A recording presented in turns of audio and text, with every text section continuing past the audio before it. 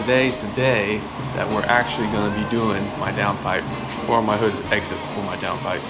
As you see, I'm not in my garage. I'm at Jason's garage, and I'm here because he has a welder and he knows how to weld. So, of course, I had to drive the car to his house, so that's why the box fan is on my turbo area and downpipe, just so it can cool it off so we can get to working. Right here is this is my 3-inch piping to make my hood exit. I did a J and I guess an L is what they call it. And then same thing for the wastegate piping. Jason had some pie cuts already, so that will help us out so we don't have to cut as much. I got my V-bands for the downpipe and the wastegate, so we got all that. And also have 3-inch piping, both the diameter for the wastegate and the downpipe there. So yeah, we got all the stuff here. The welder, Jason's inside, he'll be out in a minute. And yeah, so we're gonna get to work on the hood exit.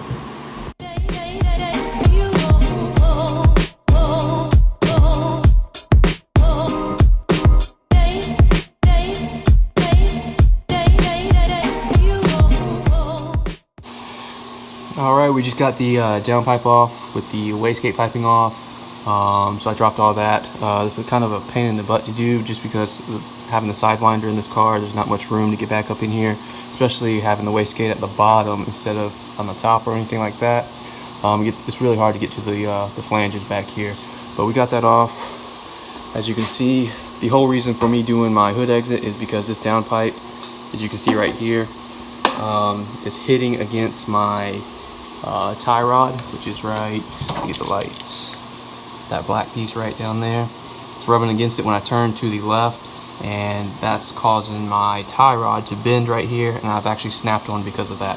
So that's the whole reason behind doing this hood exit, is because my tie rod is hitting my downpipe, and I don't want that to happen anymore, and I don't want to break any more tie rods. So yeah, that's my wastegate piping here, down piping here, my wideband.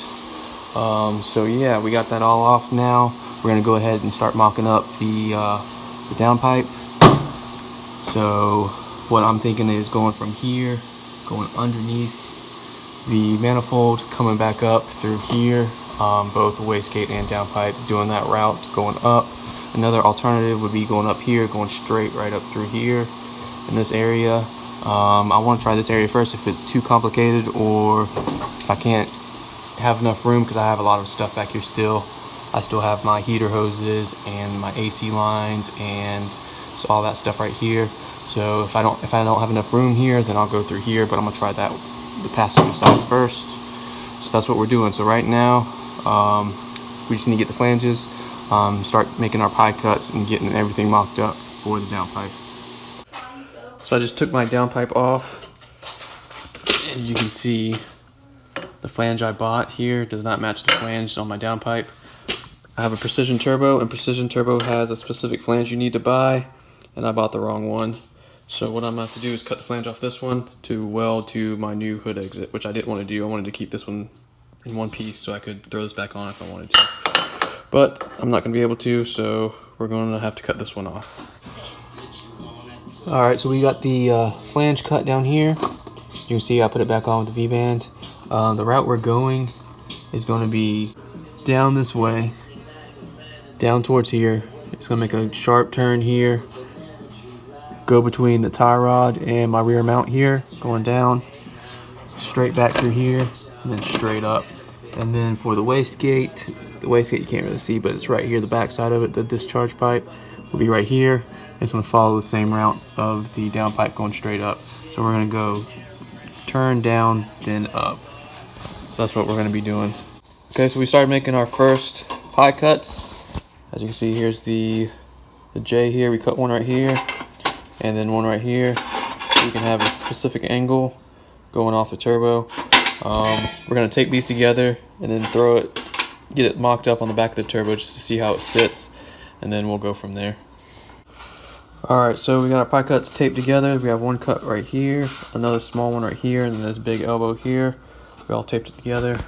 I just want to give you a comparison of how much closer this one's not going to be. It's kind of hard to tell, but it's going to be sent like this, You can see the distance between this one and this one is a lot closer.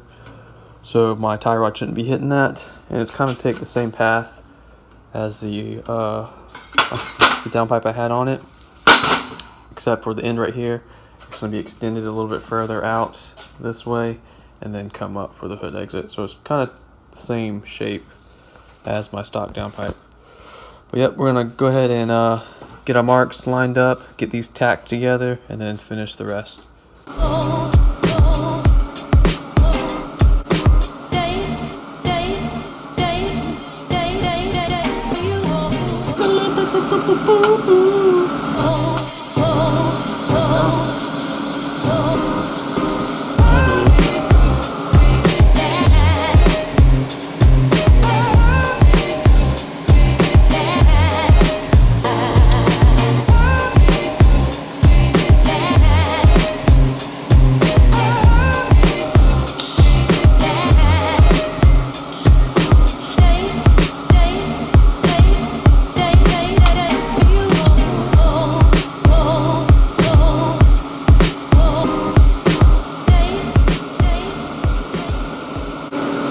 So what we did, you just saw, we made a line on the first one, going across from one flange to the other, and then that way we can line it back up and then tape it together, and then we peeled back the tape and put our spot welds on each side, just so it all stay together.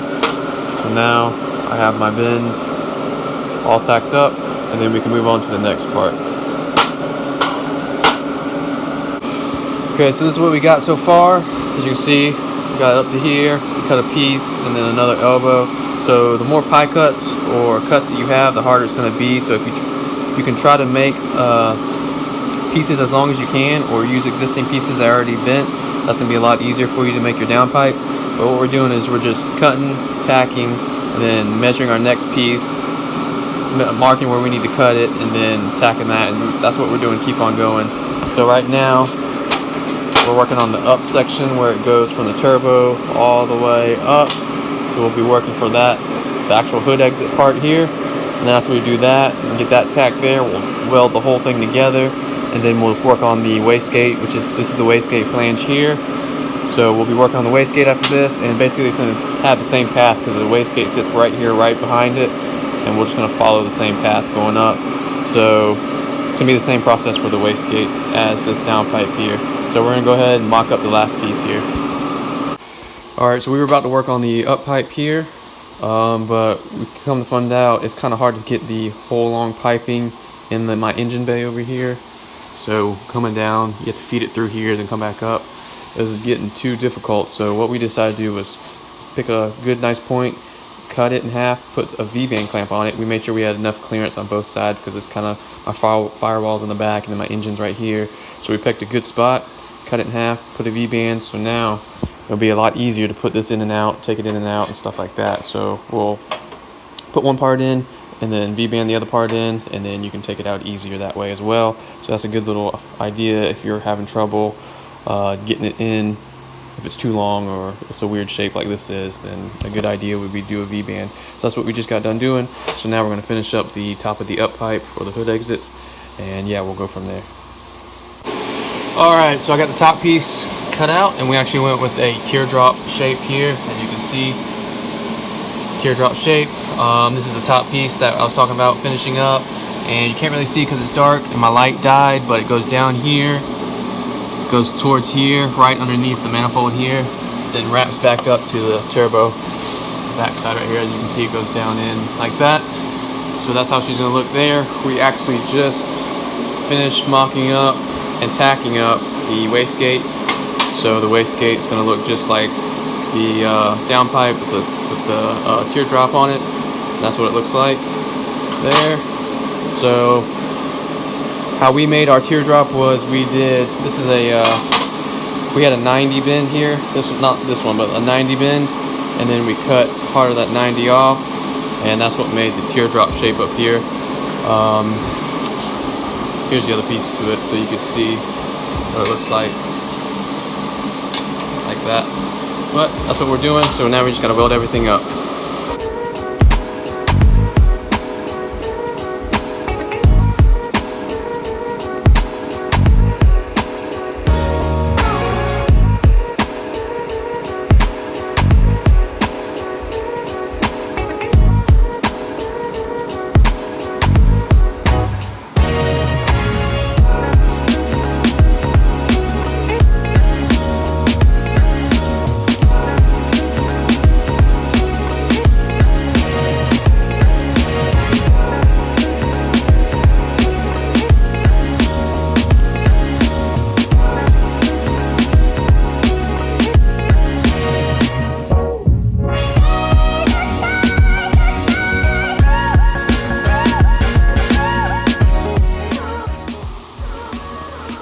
just got done welding up my downpipe, also my wastegate. Well, I didn't, Jason did. As you see, here's a V-band, so it's easy to take in and out. The last thing we welded up was the wideband bung here, so that's kind of hot still. So yeah, that's how it looks. So it's two pieces, take one off, makes it easier to put in. This is my wastegate. Since it's a lot shorter pipe, I didn't put no split in it, but that's how it looks. So they're both going to travel around the same direction. They both got teardrops, as you can see. So that's how she looks, all welded up. Jason did a good job welding all that up. And now we're going to throw it in the car and then see how both the wastegate and the downpipe look on or mounted in my car. Alright, so we got it back all together. As you see, there's the downpipe and the wastegate. That's how she looks. A little side view, how she looks down there. The pathing there, and on this side, right down there, as you can see, both pipes. That's how she looks.